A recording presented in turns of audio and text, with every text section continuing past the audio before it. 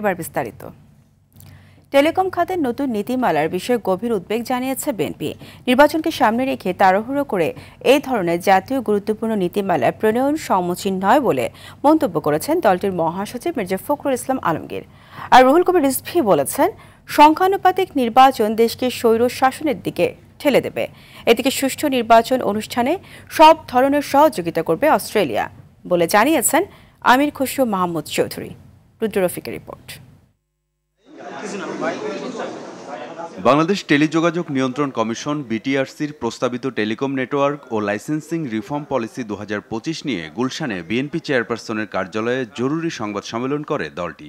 Licensing reform policy BNP মহাসচিব অভিযোগ করেন, প্রস্তাবিত নীতিমালা গ্রাহক বান্ধব নয়, এতে সুবিধা পাবে বড় কোম্পানি। ছোট ও মাঝারি ব্যবসা প্রতিষ্ঠান এবং স্থানীয় উদ্যোক্তাদের ক্ষতিগ্রস্ত করতে পারে। জাতীয় নির্বাচনকে সামনে রেখে এই ধরনের একটি জাতীয় গুরুত্বপূর্ণ নীতিমালা এ সময়ে একতরফাভাবে প্রণয়ন করা সমীচীন হবে না বলে বিএনপি বিশ্বাস করে।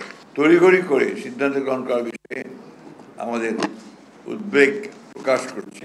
পরে গুলশানে মির্জা ফখরুল ইসলাম আলমগীরের সঙ্গে বৈঠক করেন বাংলাদেশে নিযুক্ত Australian high commissioner Susan Ryle. সাথে ছিলেন স্থায়ী কমিটির সদস্য আমির খসরু মাহমুদ চৌধুরী ও ডক্টর মঈন খান।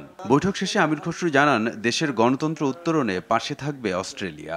নির্বাচনের ক্ষেত্রে অস্ট্রেলিয়ার একটা সহায়তা আছে, এখানে ইলেকশন কমিশনের উপর একটা বড় ধরনের সহায়তা তারা করে এবং সেটা করছে ইতিমধ্যে, এবং তারা সেটা এগিয়ে নিয়ে যাচ্ছে। তারা চাচ্ছে একটি সুষ্ঠু নির্বাচন যাতে বাংলাদেশে হয়ে যায় এবং তার জন্য তাদের সহযোগিতা অব্যাহত থাকবে।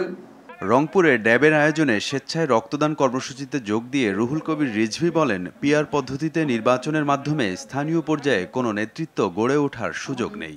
এই আনুপাতিক ভোটের বিষয়টি আসবে, তখন তো দলকে ভোট দিবে, দল তারপরে বেছে বেছে তার লোকদের এমপি বলে ঘোষণা করবে, তাহলে তো আরো বেশি স্বৈর শাসনের দিকে ঠেলে দেওয়া হবে। রুদ্র রফিক, RTV, ঢাকা।